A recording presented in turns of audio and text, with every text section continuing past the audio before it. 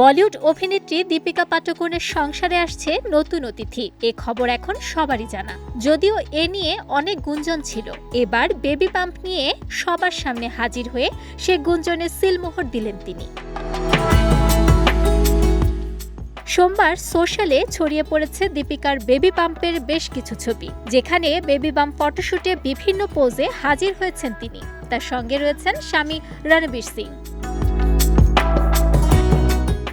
জানা গেছে ২৮ সেপ্টেম্বর দীপিকা তার প্রথম সন্তানের জন্ম দিতে চলেছেন। দক্ষিণ মুম্বাইয়ের এক বেসরকারি হাসপাতালে দীপিকা ভর্তি হবেন বলেও জানা গেছে। প্রথম দিকে শোনা গিয়েছিল সন্তান জন্ম দেওয়ার আগেই দীপিকা ও রণবীর পৌঁছাবেন লন্ডনে। সেখানেই এক হাসপাতালে সন্তানের জন্ম দেবেন অভিনেত্রী।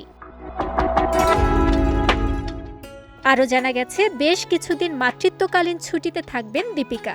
২০২৫-এর মার্চ থেকে ফের কাজ শুরু করবেন এ অভিনেত্রী। তবে সন্তানের জন্ম তারিখে রয়েছে একটি চমক। ২৮ সেপ্টেম্বর দীপিকার প্রাক্তন প্রেমিক তথা অভিনেতা রণবীর কাপুরেরও জন্মদিন।